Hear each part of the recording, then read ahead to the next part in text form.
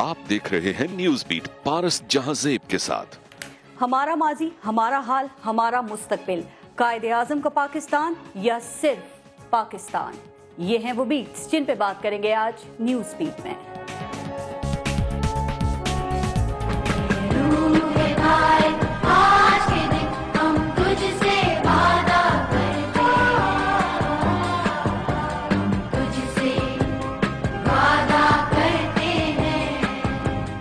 होता नहीं किसी बात का यूं ही इजहार, तारीख अमर करती है सच्चाई के किरदार। ये अर्ज़े वतन आपका एहसान है पे हम, ए कायदे आज़म, ए कायदे आज़म।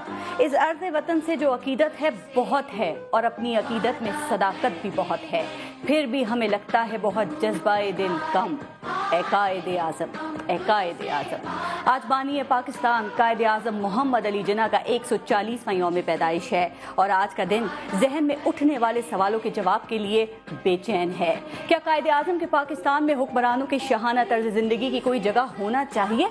क्या सरमायादारों, जागीरदारों, वडेरों, चोरों, लुटेरों, corrupt bureaucracy, corruption mafia, cement mafia, sugar mafia की कोई जगह होना चाहिए? क्या इक्तदार के हवस में लड़ते एक दूसरे की करप्शन को छुपाते, एक दूसरे की पगड़ी उछालते, एक दूसरे को धमकियां देते, फिरकावारियत, सूबाइयत और लिसानियत का कार्ड खेलते मजहबी और सियासी रहनुमाओं की कोई जगह होना चाहिए? अगर नहीं तो इन सब की जगह क्यों है? क्या हम आज भी कायदे आज़म के अफकार और नजरिए के हवाले से कंफ्यूज हैं?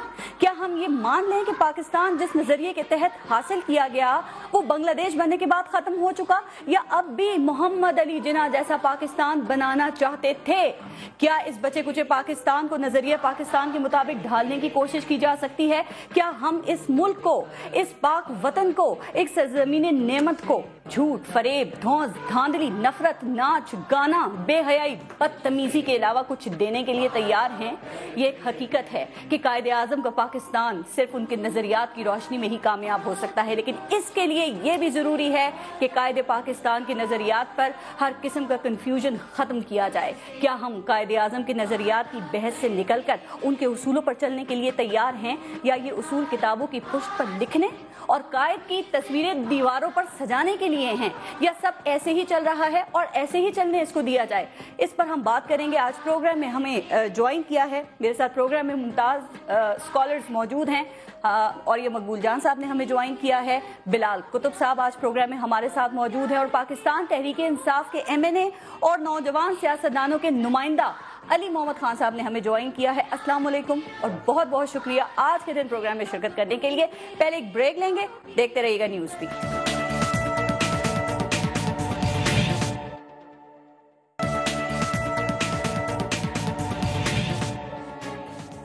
और ये मकबूल जान साहब, आपसे मैं शुरू करती हूँ। सर, हमारे जो चीफ जस्टिस ऑफ पाकिस्तान हैं अनवर ज़हीर जमाली साहब, वो कई मरतबा ये कह चुके हैं कि हमें ऐसे रहनुमा नहीं मिले कि हम एक कौम बन सकते, और वो ये भी कहते हैं कि बहैसियत कौम हम सही जो डायरेक्शन है उससे हट गए हैं। अब ऐसा क्यों हुआ? ऐसा किसने किया? ये इसमें किसकी गलती है? ये वो सवालात हैं जिनकी अहमियत आज के दिन 25 दिसंबर के दिन, कायदे आज़म की पैदाइश के दिन और भी ज़्यादा बढ़ जाती है। क्या हमारे पास इन सवालों के जवाब हैं? सवालों का जवाब बहुत ज़्यादा है और बहुत अच्छा जवाब मौजूद है। खुद कायदे आज़म कई दफ़ा इसका जवाब दे चुके हुए। देखें, बुनियादी तौर पर रहनुमा से वो कौम खाली होती है कि जिसके पास एक खूबसूरत और बेहतर रहनुमा मौजूद ना हो। जी, आज हम खड़े होकर कहते हैं कि हम वियन लेंगे कहाँ से? गड़ी खुदा बच के कब्रिस्तान से। बिल्कुल। हम वियन कहाँ से लेंगे? रायवंड से, फलां से। जिस कौम के लिए अल्लाह तबारक व तआला ने ये फ़र्ज़ किया हो कि तुम्हारे लिए इत्तबा सिर्फ सैयदुल अंबिया सल्लल्लाहु अलैहि वसल्लम की होनी चाहिए, जिस कौम के दामन में रसूल अकरम सल्लल्लाहु अलैहि वसल्लम मौजूद हो, उसका दामन लीडरशिप से खाली कोई नहीं सकता। ये इतनी अजीब गरीब बहस हमारे यहाँ डाल दी गई है, आप अंदाज़ा करें, यानी मुकम्मल इत्तबा की बात है। अगर आप उस्ताद बनना चाहते हैं तो आपको रसूल अकरम जैसा उस्ताद बनना होगा। अगर आप बाप बनना चाहते हैं वैसा बनना होगा। बिजनेसमैन बनना चाहते हैं वैसा बनना होगा। अब मैं बताता हूँ कायदे आज़म ने कहाँ ये बात की। एक तकरीर है जिसके बारे में बहुत गुफ्तगू की जाती है, 11 अगस्त की 1947 की। कहा जाता है कायदे आज़म ने ये तकरीर की थी जी। उस वक्त भी सैकुलर्स, और एक बड़ा एक कहानी तराशी गई। बिल्कुल सर। इस कहानी तराशी गई ज़मीर न्याई साहब के नाम से कि ये तकरीर जो थी ये डॉन में ब्यूरोक्रेसी नहीं छापना चाहती थी, क्योंकि कायदे आज़म इस तरह आ गए थे, इसलिए उन्होंने कहा कि मैं छाप दूंगा अगले दिन। ठीक, आप हैरान होंगे कि डॉन का पहला शुमारा 16 अगस्त को छपा है। تقریر جو ہے 11 اگست کو، وہ جو دفتر تھا انڈیا میں ان کو آگ لگا دی گئی تھی، 16 اگست کو پہلا چپک، اس کہانی کا وجود ہی نہیں تھا. اور دوسرا بیوروکریسی تو خود سیکولر تھی، تو کیسے اس تقریر کو چھپاتی. اب قائد اعظم نے 18 جنوری 1948 کو کراچی بار میں تقریر کرتے ہوئے بولا ہے، آپ نے ایک فقرے بولے ہیں، there are certain people who are creating mischief, کچھ لوگ ہیں کہ جو شرارت کر رہے ہیں، that we will abandon Sharia law. Sharia law is as applicable today as it was 1300 years ago. شریعت کا لفظ استعمال کیا، شریعہ لا کا لفظ استعمال کیا. اس کی ایک بنیادی وجہ یہ ہے، اس کی بنیادی وجہ یہ ہے کہ ہمیں اگر یہ شریعہ لا کی اپلیکیشن نہیں ہونی تھی تو ہمیں پاکستان کی ضرورت ہی نہیں تھی. سر قائد اعظم کی جو فکر ہے نا، اس کی تشریح دیکھیں، سب اپنے اپنے انداز سے جب کریں گے نا بیٹھ کے، تو پھر اس طرح کے سوالات اٹھیں گے. سر دیکھیں، کوئی کہتا ہے قائد اعظم سیکولر پاکستان چاہتے تھے، کوئی کہتا ہے مذہبی چاہتے تھے، کسی نے پاکستان کے آئین کی کون تشریح کرتا ہے؟ کس کو بنایا اپنے آئین کو تشریح کرنے کے لیے؟ سپریم کورٹ آف پاکستان، عدالت. جب آپ قرآن اور سنت کو کہیں گے، دیکھیں ہم سے بہتر اسرائیل تھا. جب اسرائیل بنا ہے تو ڈیوڈ بن گوریان کی تقریر تھی کینسٹ کے اوپر، اس نے کہا تھا we are not going to create a book which has a status more than Torah. ہمیں ایک ایسی کتاب نہیں لکھیں گے کہ جو the constitution of Israel is Torah. اسرائیل کا قانون آئین جو ہے وہ تورات ہے. آج تک اسرائیل نے اپنا آئین نہیں بنایا. ٹھیک چل رہا ہے نا، ملک چل رہا ہے نا، اسی دھرتی پہ موجود ہے نا، ڈیولپڈ بھی ہے نا، عالمی تعلقات بھی، عالمی برادری میں اس کا امیج بھی ہے نا، کہ نہیں ہے؟ بالکل ہے. اس کا مطلب یہ ہے کہ ہماری اپنی حماقتیں ہیں. بالکل سر، یہاں تو اسلامی نظریاتی کونسل کے اندر اتنے اختلافات ہیں. قائد اعظم کیسا پاکستان چاہتے تھے؟ چونکہ جو بات میں نے کی، کوئی کہتا ہے سیکولر چاہتے تھے، کسی لبرل پر اٹکی ہوئی ہے. آخری تقریر قائد اعظم کی، بیمار بستر مرگ پہ اسٹیٹ بینک آف پاکستان کا افتتاح کرنے آتے ہیں. اسٹیٹ بینک کی ویب سائٹ پہ یہ تقریر موجود ہے. فرمایا I will personally vouch with keenness the research work of the research department of State Bank that how it will develop a system based on Islamic social justice. ایک تو یہ انہوں نے کہا ٹھیک کہ میں ذاتی طور پہ دیکھوں گا کہ اسلام کے پرنسپلز میں آپ کیسا سسٹم بناتے ہو. یہاں رک نہیں گیا Quaid Azam. The Western civilization has created such a mess that only a miracle can save it. اتنا گند کر دیا ہوا ہے مغربی تہذیب نے کہ کوئی معجزہ نہیں بچا سکتا. بالکل ٹھیک. بلال قائد اعظم ہے. جی سر بلال قطب صاحب، قائد اعظم کی اب تقریروں کی بات ہو رہی ہے تو 11 اگست 1947 کی تقریر کا ذکر ابھی اولیہ مقبول جان صاحب نے بھی کیا. سر اس میں قائد اعظم یہ کہتے ہیں کہ آپ آزاد ہیں، مکمل آزاد ہیں، اپنے مندروں میں جائیں، آپ کو پوری آزادی ہے کہ اپنی مسجدوں کا رخ یا پاکستان کی ریاست میں جو بھی آپ کی عبادت گاہیں ہیں ان میں آزادی سے جائیں، آپ کا کوئی مذہب، ذات یا مسلک ہو سکتا ہے، ریاست کا اس سے کوئی تعلق نہیں ہے. بلال قطب صاحب، کیا اس تقریر کی انٹرپریٹیشن، اس کا اثر آپ کو کہیں آج نظر آ رہا ہے، اور اگر نہیں تو کیوں نہیں آ رہا سر؟ میں اس کے جواب میں پارس پہلے 2 جملے اور کہہ دوں. پہلا جملہ تو میں یہ کہہ دوں کہ جو ابھی بات ہوئی یہاں پہ، میرے خیال میں اس بات میں اور سوال اٹھانا جو ہے نا، اس کے لیے صرف بدنیتی چاہیے. اگر آپ ایمانداری سے اور پوری عقل اور دانش سے اس بات کو سمجھیں تو میرے خیال میں اس ملک میں بحث ہونی نہیں چاہیے تھی، لیکن ہو رہی ہے. یہاں پہ معاملہ ہے انٹرپریٹیشن کا. ہم تو آج تک قرآن کی انٹرپریٹیشن جو بڑی خوبصورت بات کی کہ لاگو تو قرآن ہوگا، لاگو تو شریعت ہوگی، لاگو تو وہ نظریہ ہوگا جو رسول پاک صلی اللہ علیہ وسلم نے دیا. انٹرپریٹیشن جو چاہے جیسا چاہے کرے، انٹرپریٹیشنز کے اوپر آپ یہ فساد برپا نہیں کر سکتے. لیکن میں اس میں ایک اور بات شامل کرنا چاہتا ہوں، اور وہ ہے پریورٹی کی، کہ ہماری پریورٹی کیا ہے اور قائد اعظم کی پریورٹی کیا تھی. اس وقت آپ اپنے پولیٹیشن کو دیکھیے، آپ اپنی انٹرٹینمنٹ انڈسٹری کو دیکھیے یا اپنی ریلیجس انڈسٹری کو دیکھیے، مجھے لگتا ہے تینوں کنفیوز ہی نہیں ہے، تینوں ایک دوسرے کا کردار اڈاپٹ کرنے کے لیے مر رہے ہیں. ایک ہمارے پروفیسر صاحب ہوتے تھے زیدی صاحب، اور یہ صاحب کو شاید یاد ہو، یہ اسلام آباد میں تھے، مشرف صاحب کے دور میں ان کو اپنے فلیٹ سے نکالا گیا. انہوں نے بہت بڑی ڈاکومنٹیشن کی ہے، تقریباً 17 والیوم میں، جنہوں میں جنہ کی جو 2 آنے کی رسیدیں تھیں وہ بھی ڈاکومنٹ انہوں نے کر کے 17 والیومز بھی کیے. میں ان کا ان کی ایک بہن جن کی شہادت جو ہے افضل طارر صاحب کے گھر میں کھانے پہ بیٹھے تھے انہوں نے کہی، اور انہوں نے اپنی کتاب میں بھی لکھی उन्होंने कहा कि जिन्ना जो हैं वो एक बरतानवी खातून के पास थे और इनका जो मुकालमा था हिंदुओं के साथ वो नाकाम हो गया। तो उस बरतानवी खातून ने बड़े तंजन कहा जिन्ना से कि जिन्ना तुम तो जूते भी सफेद रंग के पहनते हो और तुम ये धोती और नंगे पांव वालों के लिए क्यों काम करना चाहते हो, तुम क्यों अपनी जिंदगी को अच्छा नहीं बनाते और बरतानिया जाओ और प्रैक्टिस करो। जिन्ना का एक जवाब था और वो जवाब उसने कहा कि उसने तकरीबन 10 मिनट बाद दिया, क्योंकि उसने सिगार निकाली, सिगार लगाई, सुलगाई, कश लिया और फिर उसने जो जवाब दिया, मेरे ख्याल में ये बॉटम लाइन है इस बहस के लिए, ये प्रायोरिटी है। जिन्होंने अंग्रेजी में कहा मैं इसलिए ये करना चाहता हूं क्योंकि I know one day I will die and I will meet God. एक दिन मैं मरूंगा और मैं खुदा को मिलूंगा और मैं ये चाहता हूं कि जब मैं खुदा से मिलूं, खुदा मुझसे मुसाफा करे और मुझे कंधे पे हाथ रख के कहे वेल डन मिस्टर जिन्ना।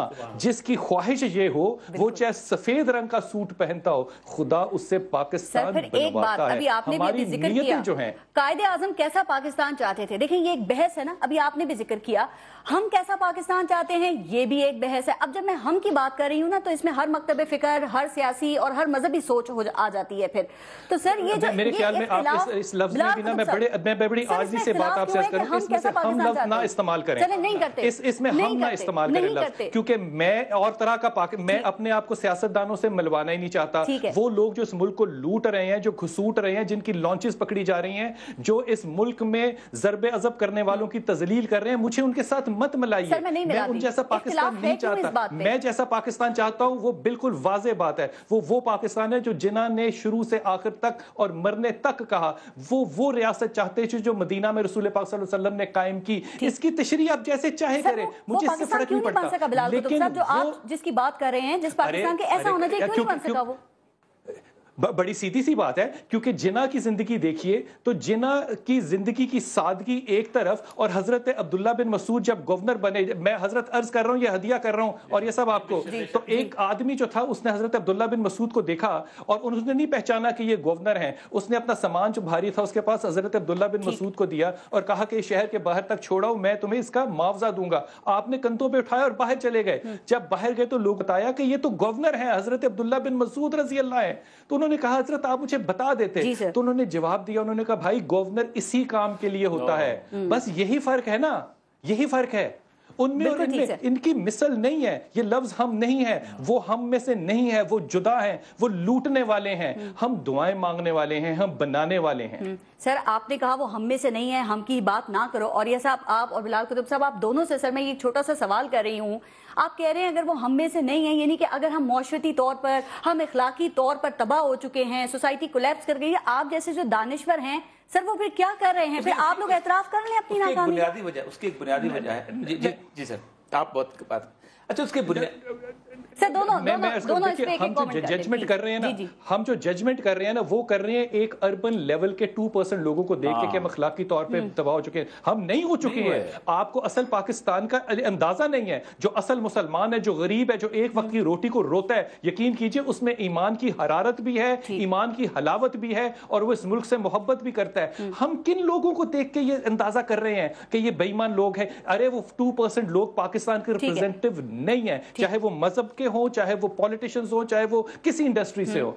जो असल मुसलमान है वो आज भी उतना ही ईमान याफ्ता है, यकीन कीजिए। क्योंकि आज मैं आपको हाथ बांध के आज ही से कह रहा हूं, और या आप इस बात की शहादत देंगे, मैं कसमन से कह रहा हूं आपको, 19-20 तक पाकिस्तान की जो हालत होगी, मैं जो एक्सपेट्रिएट्स हैं इनको दरखास्त कर रहा हूं यहां पे जमीनें लें, क्योंकि लोग यहां आने के लिए मरेंगे। ये मुल्क तरक्की की तरफ जाएगा। ये आपका ख्याल है कि ये पीपीपी और पीटीआई और नून ने करना है? नहीं, ये खुदा की तरफ से हुक्म उतरना है। ये फैसला हो चुका है, इस फैसले के उतरने का इंतजार है। इसलिए ये मामलात के वो क्या कर रहे हैं और वो क्या कर रहे हैं, इससे कोई गर्ज नहीं है। अपने अपने ईमान के साथ अपनी कब्र में जाना है। जो जाना चाहता है जाए, वरना खुदा हिसाब लेगा। सर आज पाकिस्तान के हवाले से, कायदे आजम के हवाले से, आज के दिन के हवाले से मैं आपसे बात करूं, इससे पहले मैं आपसे एक रिक्वेस्ट करना चाहती हूं, जिसका भी हमने शुरू में जिक्र किया। कायदे आजम की जो 11 अगस्त 1947 की स्पीच है ना अली मोहम्मद साहब, वो रेडियो पाकिस्तान के रिकॉर्ड में से भी गायब है। बहैसियत पार्लियामेंटेरियन, बहैसियत इस कौम के बेटे,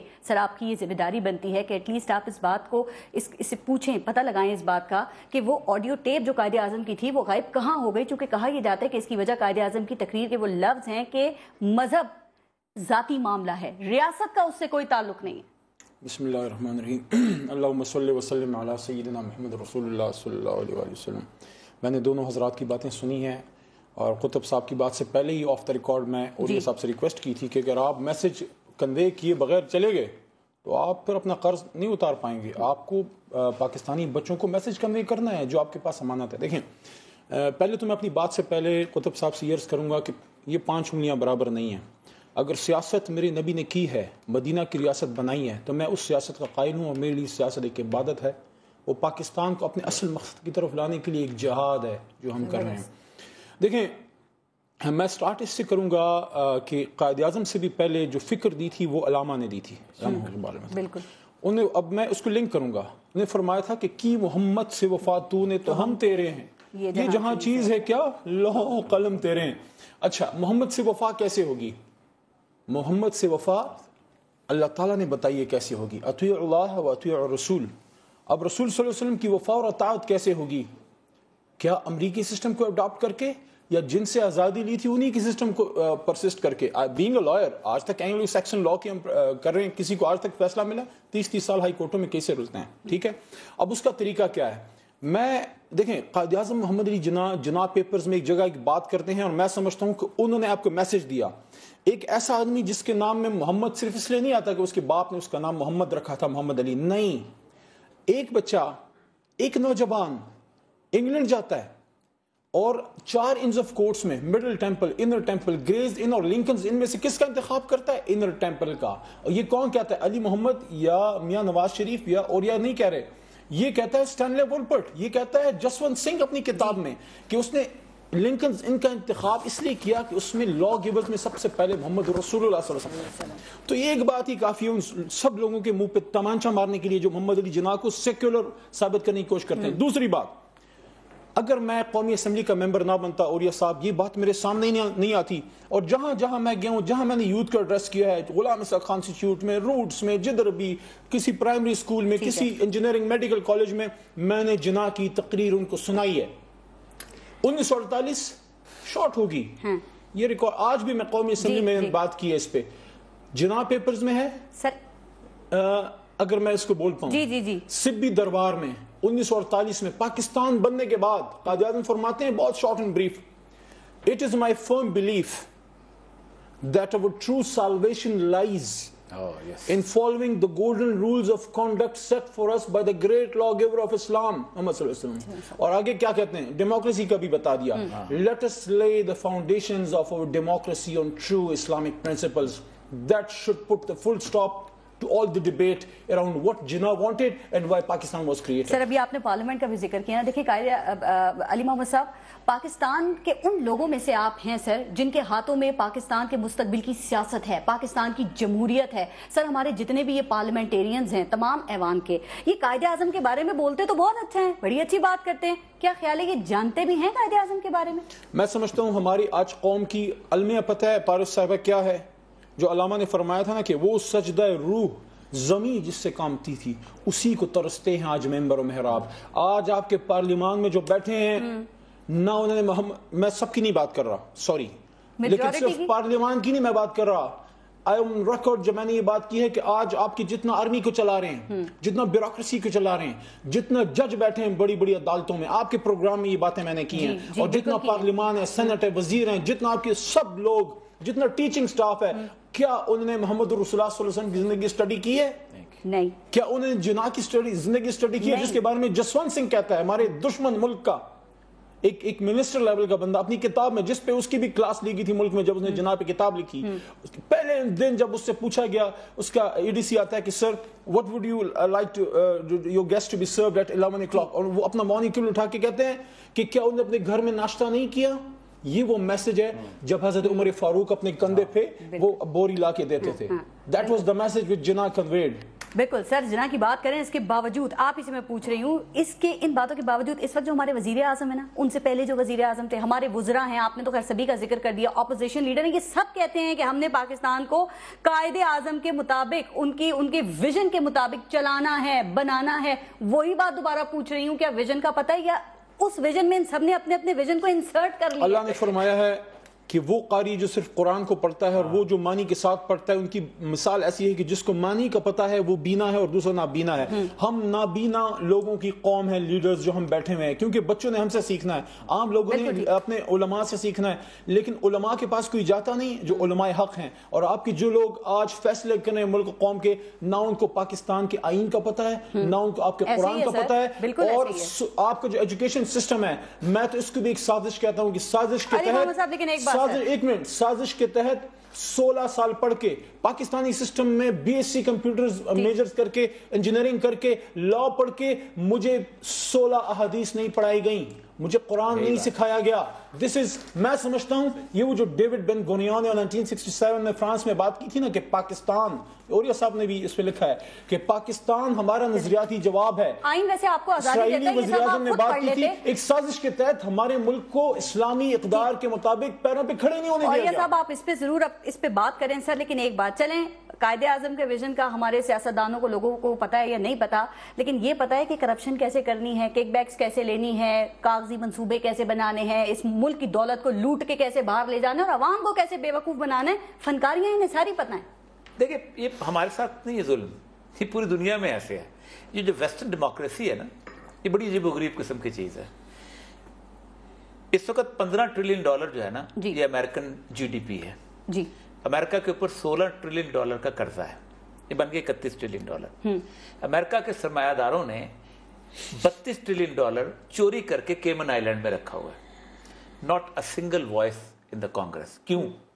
اس لیے کہ $6.8 بلین اوباما کے پاس نہ ہو تو اس کا باپ بھی الیکشن نہیں لڑ سکتا. سب سے بڑا جو بل تھا مڈ ٹرم الیکشن کا تھا $4.6 بلین. $3 بلین سرکوزی کے پاس نہ یورو نہ ہوا تو وہ الیکشن نہیں لڑ سکتا. یہ ہے اصل میں ڈیموکریسی. جو بات انہوں نے کی ہے نا بڑی، کہ اسلام کے پرنسپلز کے تابع جب تک ڈیموکریسی نہ ہوگی آپ کچھ نہیں کر سکتے. میں ایک اور چیز آپ سے جاننا چاہ رہی ہوں، ہم جب بھی قائد اعظم کی بات کریں، پاکستان کی بات کریں، سیاسی کریں، مذہبی کریں، علمی کریں، فکری بات کریں، ہم نے دیکھا کہ ہمارے یہاں جو لوگ ہیں نا وہ اپنے خیالات کو، اپنی رائے کو فکس کر کے بیٹھے ہوئے ہیں، وہ تبدیل کرنے کے لیے تیار نہیں ہیں، وہ مخالفت برداشت کرنے کے لیے تیار نہیں ہیں. میری بات، عدم برداشت کا ماحول کیوں ہے؟ عدم برداشت اب آئی ہے اور ہماری سوسائٹی میں اور آئے گی. ایک سوسائٹی کی صورتحال ایسی بن گئی. میں قائد اعظم کے بارے میں ایک فیکٹ جو پوری قوم کو نہیں پتا اور ہمارے نصاب میں پڑھایا جانا چاہیے. قائد اعظم کے پہلے جتنے محکمے آپ کے بنے ہوئے ہیں، اریگیشن انگریز نے بنایا، ایجوکیشن انگریز نے بنایا، ریلوے انگریز نے بنایا، سب انگریز. قائد اعظم نے اپنی زندگی میں صرف ایک محکمہ بنایا ہے اور اس کا نام تھا ڈپارٹمنٹ آف اسلامک ریکنسٹرکشن. ایک شخص تھے، جیو تھے، مسلمان ہو گئے تو ان کا نام تھا علامہ محمد اسد، جنہوں نے روڈ ٹو مکہ لکھی ہوئی. قائد اعظم علامہ اقبال نے ان کو یہاں بلایا تھا. قائد اعظم نے ان کو ایک محکمہ بنا کے دیا. اس محکمے کا مینیفیسٹو میں نے چھاپا ہے جو انہوں نے لکھا تھا. اس کے شروع میں کہتے ہیں it is for the first time in the history of the modern world that word Islamic is used as a prefix of a department. ان کو 4 ذمہ داریاں دی تھیں: اسلامک ایجوکیشن سسٹم بنانا، اسلامک اکنامک سسٹم بنانا، اسلامک ویلفیئر سسٹم بنانا اور Islamic social system کے اوپر انہوں نے کام مکمل کیا. اور یہ صاحب میں ذرا آگے اس پہ ہم مزید بات کریں گے، بریک لے لوں، بریک کا وقت ہو رہا ہے، بریک لیتے ہیں، دیکھتے رہے گا نیوز بیٹ.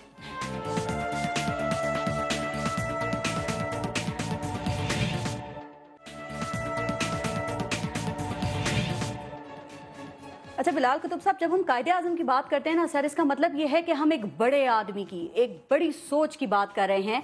لیکن دیکھا یہ گیا ہے کہ ہمارے یہاں سوچ کے لیے بہت سے ایریاز ہیں نا وہ نوگو ہیں. ہم لوگ بہت سے ایشوز کے اوپر بات کرنا چاہتے ہیں لیکن نظر نہ آنے والی پابندیاں ہیں. ہم ڈر بھی جاتے ہیں، ہم کتراتے بھی ہیں، گھبراتے بھی ہیں. کیوں بلال قطب صاحب، ہم کیوں نہیں بات کر پاتے ان چیزوں پہ؟ اچھا، میں انتہائی ادب سے اس بات سے متفق نہیں ہوں، لیکن اس سے پہلے میں ایک بات کہہ دوں ورنہ میرے پہ یہ بوجھ رہ جائے گا. پلیز کہیے. میں علی کو نہیں جانتا، میں کبھی نہیں ملا، لیکن علی ایک سیاستدان ہوتے ہوئے جتنی ضرورت مندانہ اور ایماندارانہ بات کی ہے تو پھر یہاں پہ آپ کو بھی امید کی اور ہمیں امید کی کرن جو ہے وہ نظر آنی چاہیے. پہلی بات تو یہ کہ جو بات کہہ رہے تھے نصاب کی، ارے بھائی نصاب میں آپ حدیثیں تو چھوڑ دیں، نصاب میں سے تو آپ کا قومی ترانہ نکال دیا گیا، نصاب میں سے حضرت سیدہ خدیجہ کو نکال دیا گیا. میں کہتا ہوں کہ بہت میری عزت حضرت کی جگہ پر ہیں بلقیس عیدی, لیکن وہ مقابلہ نہیں ہے, اس سے ماڈریٹ اسلام نہیں ہوتا. اما عائشہ کو کیوں نکالا گیا, حضرت عمر اور خالد بن ولید کو کیوں نکالا گیا؟ یہ ایک میرے خیال میں, میرا خیال نہیں ہے, میرا پکا یقین ہے یہ بات کا کہ یہ کانسپریسی ہے جو کہ مسلمانوں کی نئی جنریشنز کے لیے پیدا کی جا رہی ہے. جہاں تک بات ہے ڈیموکریسی کی, میرے خیال میں اگر اس میں سے ریلیجس تھاٹ کو نکال دیا جائے تو ڈیموکریسی سے زیادہ بڑا فلوک اور فراڈ اور اس کائنات میں ہو ہی نہیں سکتا. میں آپ کی بات سے اس لیے متفق نہیں ہوں کہ پاکستان واحد ملک ہے جہاں کا میڈیا جس قدر آزاد ہے. مجھے آپ ذرا ایک اور میڈیا کے کسی ایک ملک کی مثال تو لے کر دیں جہاں پہ اپنے صدر کو, جہاں اپنے مذہبی حکمرانوں کو, جہاں ہر نظریے پہ بحث اور بات وہ لوگ کر سکتے ہیں جن کا اس سے تعلق ہی کوئی نہیں ہے. جہاں یہ سوال پارس اٹھا سکتی ہے جو آپ مجھ سے کر رہی ہیں, یہ نہیں اٹھایا جا سکتا باہر. اگر میں باہر جا کے کہوں کہ فریڈم آف تھاٹ اور فریڈم آف سپیچ ہے, یقین کیجئے کہ میرے ویزے جو ہیں وہ بین اور بند کر دیے جائیں گے. یہ پتہ نہیں ہم کیوں اپنے منہ کو لال کرنے کے لیے چپیڑے مارتے ہیں کہ ہم دقیانوسی ہیں. ہم انتہائی فریڈم پرست ہیں, ہم انتہائی ماڈریٹ ہیں, اور ہم انتہائی ایکڈیمکلی سپیریئر ہیں اپنی تھاٹس میں اور نظریات میں ویسٹ سے. میں اس بات کو پوری ایمانداری سے اس لیے کہہ رہا ہوں کہ ابھی یہ کیلیفورنیا کے اور پیرس کے واقعات آپ سے ہوئے ہیں, یہی واقعات خدا نہ خواستہ پاکستان میں ہوئے ہوتے 4 گھنٹے میں آپ کی ساری ایجنسیاں ہیں انہوں نے ان چیزوں کو ڈائگنوز کر کے ان کا سلوشن نکال کے آپ کے منہ پہ مارنا تھا. ہم ٹھیک ہیں, ہمیں کوئی برائی نہیں ہے, بس ایک جگہ کمزوری آ گئی ہے کہ ہم جب مثال دیتے ہیں حضرت عمر فاروق کی, خالد بن ولید کو اس لیے بلا لیا کیونکہ اسراف کیا تھا, ایک شاعر کو پیسے دے دیے تھے, حالانکہ وہ پیسے ان کو اپنے مال غنیمت میں سے ملے تھے. یہ حضرت عمر خطاب نے کہا اگر اسراف کیا ہے تو پھر بھی جرم ہے, اور اگر مال غنیمت میں سے نکالا ہے تو پھر بھی جرم ہے, معزول کر دیا تھا. ہم بات حضرت عمر خطاب کی کریں گے لیکن ہمارا کردار جو ہوگا وہ دبئی کے لیڈروں جیسا ہوگا. بالکل سر, آپ نے میڈیا کی بات کی نا, ذرا آگے چل کے میں علی محمد صاحب سے ایک بات پوچھنا چاہ رہی ہوں, آپ ہی کی بات سے ایک سوال, لیکن میڈیا کی بات میں بھی دوبارہ آ کے آپ سے مجھے ضرور کرنی ہے. علی محمد صاحب سے, یہ جو آپ کے خیال میں موجودہ جو سیاستدان ہیں, کیا ان میں سے کوئی ایک بھی سیاستدان ہے, آپ کی تو ہم سب تعریف کر رہے ہیں اور آپ سے امید بھی ہے, لیکن موجودہ سیاستدانوں میں آپ کی نظر میں کوئی ایک سیاستدان ایسا ہے جس کی فکر قائد اعظم کی فکر کے قریب تر ہے کوئی؟ دیکھیں, میں ابھی اگر اپنے لیڈر عمران خان کی بات کروں گا تو آپ سب مجھے الیج کریں گے پارٹی والی بات آگے, پھر تو ہم پولیٹیکل پروگرام ہے نہیں, پھر میں نون لیگی سے بات کروں تو یہ پولیٹیکل پروگرام نہیں ہے. تو میں وہ بات اس کو سائیڈ لائن کرتا ہوں, صرف یہ کہوں گا کہ دیکھیں وہ کہتے ہیں نا بینگ اے لائر کہ اگر آپ نے کسی معاشرے کا عکس دیکھنا ہے تو آپ ان کی عدالتوں میں جا کے دیکھنا ہے. ٹھیک ہے, آپ کا کیا سمجھتے ہیں, کیا سیاستدان کوئی حوض کوثر سے دھل کے آئے ہوئے ہیں؟ آپ کی سیمپل ہے معاشرے کا. دوسری بات دیکھیں, میڈیا کا جہاں نیگیٹو رول ہے وہاں پازیٹیو بھی ہے. ایک بات میں کہنا چاہوں گا, محمد علی جناح کی بات چل رہی ہے, اس وقت I was not in politics, I was a student of law at that time and I still remember that was way back in 2007. Hamid میر صاحب لائن پہ لیا تھا انہوں نے میر سلیمان کو لنڈن میں, جی بڑا مشہور, وہ ان سے پوچھا انہوں نے کہ آپ وہ جو بات کر رہے ہیں ظاہر ہے وہ تو پاکستان سے جو علیحدگی کی باتیں ہیں وہ تو ہمارے لیے تو قابل قبول نہیں ہے, لیکن انہوں نے ایک حوالہ دیا بڑا عجیب. انہوں نے کہا دیکھیں ہم تو ایک بہت بڑی ہستی کی خواہش پہ پاکستان کے ساتھ فیصل نے بات کی, ہاں شامل ہوئے تھے, اور وہ کیا تھی, وہ یہ تھی, انہوں نے کہا کہ خان آف قلات اور محمد علی جناح رحمہ اللہ ان کے بیچ میں تعلقات تھے, وہ ان کے کاؤنسل ہوا کرتے تھے بمبئی میں, اور جب انہوں نے پس و پیش کی پاکستان کے ساتھ شامل ہونے میں تو خان آف قلات نے رات کو خواب دیکھا, خواب میں جناب محمد رسول اللہ صلی اللہ علیہ وسلم پہ آئے اور محمد رسول اللہ صلی اللہ علیہ وسلم کو کہا کہ ان کو نام سے پکارا, ان کو کہا کہ تم محمد علی کے ساتھ کیوں نہیں دے رہے, الحاق کیوں نہیں کرے. وہ کہتے ہیں کہ صبح جیسی خان آف قلات اٹھے, نہ منہ دھویا نہ ہاتھ دھویا, پہلی کال کی بمبئی, محمد علی جناح کو کہا کہ محمد علی ہم آپ کے ساتھ ہیں, قائد اعظم ہم آپ کے ساتھ ہیں. تو اب اس کے جو نظریات ہیں وہ چھوڑیں اس بندے کے, جو بات ہے کوئی اپنے مرحوم باپ یا دادا کے بارے میں جب اس میں واسطہ بھی محمد رسول اللہ صلی اللہ علیہ وسلم کا آ جائے, کوئی جھوٹ نہیں بول سکتا, ہمارا ایمان ہے. میرا سوال یہ ہے کہ وہ ملک جو محمد علی جناح رحمۃ اللہ علیہ نے مسلمانوں کی مدد سے بنایا, لوگ کہتے ہیں اس کے دل میں یہ تھا, اس کے دل میں یہ تھا. مجھے ایک بات بتائیں, وہ نعرہ کون سا تھا جس پہ مسلمان اکٹھے ہوئے تھے؟ وہ نعرہ تھا لا الہ الا اللہ محمد رسول اللہ. بالکل ٹھیک. علامہ اسد کو قائد اعظم نے الاؤ کیا تھا 6 تقریریں کرنے کے لیے. انہوں نے اسلامک وے آف لائف پہ 6 تقریریں کی ہیں ریڈیو پاکستان میں. ان تقریروں کا نام تھا وٹ پاکستان مینس, اور اینڈ پہ وہ کہتے ہیں لا الہ الا اللہ. اگر کسی کو انگریزی نہیں آتی نا تو ترجمہ یہ ہے کہ پاکستان کا مطلب کیا، لا الہ الا اللہ. اور یہ 1946 کے ان کے آرٹیکلز ہیں، پاکستان بننے سے 1 سال پہلے کے، جو انہوں نے چھاپے تھے اس وقت. ان کا رسالہ تھا اعراف، جس کے اندر یہ چھپتے تھے. اب سچویشن یہ کتنی خوبصورت بات انہوں نے کی ہے. خانف کلات کے، خانف کلات خود بتایا کرتے تھے، میں چونکہ بلوچستان میں 24 سال رہا اور رو پڑتے تھے کہ مجھے رسول اکرم صلی اللہ علیہ وسلم خواب میں ملے اور کہا کہ میرے نام پہ ایک ملک بن رہا ہے اور تم اس میں شامل نہیں ہو رہے. میرے ملک کے باہر اللہ کے نام کی تختی لگی. ہم مسجد ہیں بنیادی طور پر، ہم نے مسجد میں گند ڈالا ہوا ہے، اس لیے ہماری شامت آئی ہوئی ہے. اور گند کو صاف کرنے والے بھی آتے ہیں. ایسا کبھی نہیں ہو سکتا کہ اللہ اپنے گھر کو پاک اور صاف. جس طرح اشفاق احمد مرحوم فرمایا کرتے تھے نا کہ یہ پاکستان صالح علیہ السلام کی اونٹنی ہے، اس کی قدر کر لو. بالکل صحیح، بالکل صحیح. سر یہ بڑی آپ نے خوبصورت یہ بات کی، لیکن جتنی قائد اعظم کی کہ وہ جو مسجد کی صفائی کی اور یہ بات کر رہے ہیں، دیکھیے آپ جب بھی کوئی صفائی کرے نا مسجد کی یا گھر کی، میں اپنی مسجد کی خود اپنے محلے کی صفائی کرتا ہوں، مرضی میں صفائی کر لوں. امام مسجد جب تشریف لاتے ہیں تو وہاں سے کوئی نہ کوئی کسی نہ کسی کونے سے کوڑا نکال ہی دیتے ہیں. آپ جتنی چاہیں صفائی کر لیں، کوڑے ابھی چھوٹے چھوٹے موجود ہیں. صفائی ہو چکی پاکستان، بڑے بڑے چھوٹے چھوٹے ہیں، یہاں تو بڑے بڑے کوڑے پڑے ہوئے ہیں. بالکل جن کی ذمہ داری ہے انہیں یہ کرنا چاہیے. اور یہ سب قائد اعظم محمد علی جناح کی جتنی تقریریں میں نے پڑھی ہیں یا سنی ہیں سر، اس میں کہیں بھی وہ انہوں نے فرقہ واریت کا پرچار نہیں کیا ہے. اب جو موجودہ پاکستان ہے دیکھیں وہ تو قائد اعظم کے مطابق نہیں ہے، لیکن کیا ہم اس پاکستان کو ان کے تصورات کے مطابق بنا سکتے ہیں؟ آپ کے خیال میں اس کے لیے ہمیں طویل جدوجہد. قائد اعظم علی گڑھ گئے تو شرارت کے طور پہ ایک سوال پوچھا گیا ان سے. ایک بچے کو تیار کیا گیا، اس بچے نے سوال کیا کہ آر یو شیعہ اور مسلم؟ تو انہوں نے کہا who was محمد صلی اللہ علیہ وسلم، was he شیعہ اور مسلم؟ تو اگین اس نے ایک سوال کیا what do you think about عمر ابن خطاب؟ ایک شرارت کا سوال. تو اس نے کہا if we minus Umar out of Muslim history what is left؟ اتنا بڑا جواب ہے اور تاریخ میں موجود ہے، لیکن آج تک ہم نہیں سمجھ سکے اس بات. 2004-05 میں حج کا موقع ملا مجھے، والد اور والدہ کو شارٹ بتاتا ہوں. مسجد میں بھی بیٹھے ہوئے تھے اور فقہ جعفریہ کے کچھ ہمارے بھائی آئے تھے ایران سے. وہ مسجد نبی میں میرے ساتھ بیٹھے ہوئے تو میرے پاس آ گئے اور انہوں نے مجھ سے پوچھا، کچھ 4-5 آدمی تھے، انہوں نے مجھ سے پوچھا کہ نام کیا ہے. فارسی بولتے تھے، مجھے فارسی سمجھ نہیں آیا. میں نے انگریزی میں جواب دیا کہ علی محمد. تو نام میں علی پہلے آتا ہے تو ان سمجھے شاید فقہ جعفریہ سے ہیں. تو انہوں نے مجھ سے پوچھا کہ شیعہ؟ میں نے کہا نہیں. انہوں نے کہا سنی؟ میں نے کہا نہیں. انہوں نے کہا کیا؟ میں نے کہا میں مسلمان ہوں. تو پھر انہوں نے ہر ایک آدمی نے جیب سے ایک ٹافی نکال کے سویٹ نکال کے مجھے یہاں پہ چوما. تو میسج شوڈ بھی کیا، میسج شوڈ بھی کہ اللہ اور رسول کو جو ہے فالو کریں اور ہر بندے کو اپنے مسلک پہ جانے دیں، اور ہر بندے کو اپنے مسلک پہ جانے. میں صرف یہ بلال قطب صاحب ایک سیکنڈ سر، مجھے سوال آپ سے کرنا ہے. جی میں صرف ایک سیکنڈ سر، بلال قطب صاحب ایک سیکنڈ. میں اگر مجھے بعد میں موقع نہ ملے تو میں اس بات پہ اپنا وہ ختم کرنا چاہتا ہوں کہ پاکستان میں ہم نے بہت ظلم کیے. اپنی غلط پالیسی کی وجہ سے ہمارے عوام رل گئے، پس گئے. ملک ہم نے توڑوا دیا بیچ میں. اس میں ہم نے پتہ نہیں کیا کیا کرا دیا. سود کا نظام رائج کرا دیا، سب کچھ کرا دیا. بچوں کی اجتماعی زیادتیاں کروا کے اس کی ویڈیو بھی چلا دی. لیکن آخری قربانی جو چاہیے تھی وہ بھی ہم نے دلوا دی. اپنے بچوں کو شہید کروا دیا اے پی ایس میں. اس کے بعد کس قربانی کے انتظار میں ہم لوگ؟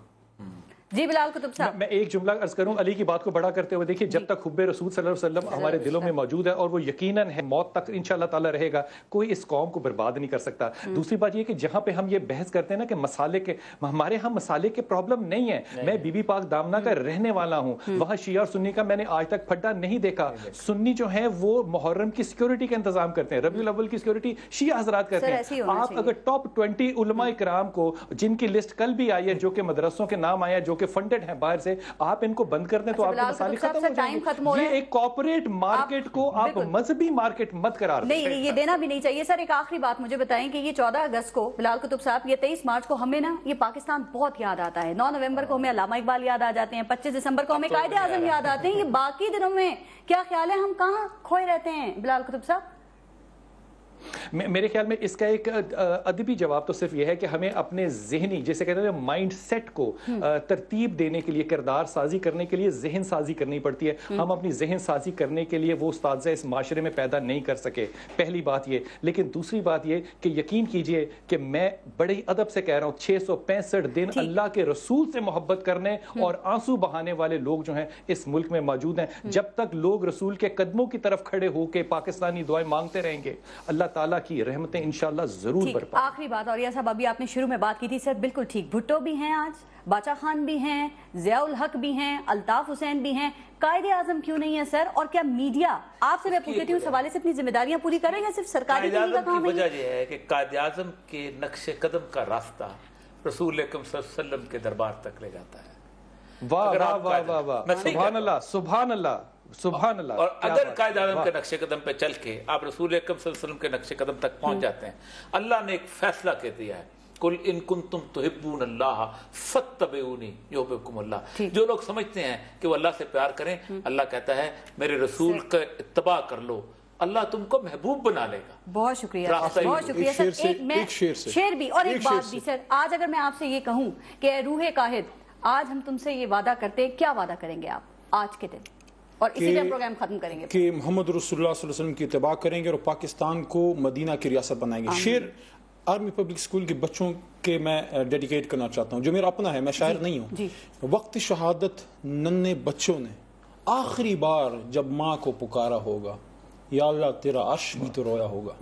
वाह अली मोहम्मद साहब और ये मकबूल जहां साहब, बिलाल कुतुब साहब, बहुत शुक्रिया सर प्रोग्राम में शिरकत करने के लिए। आज के दिन मैं सिर्फ ये कहना चाहूंगी कि ए रूहे कायद, हम तुझसे वादा करते हैं कि हर नस्ल निभाएगी अहद वफा पाकिस्तान के लिए इंशाअल्लाह ताला। अपना अपने मुल्क का ख्याल रखिएगा। पारस जहां से इजाजत दीजिए, अल्लाह ने के बाद।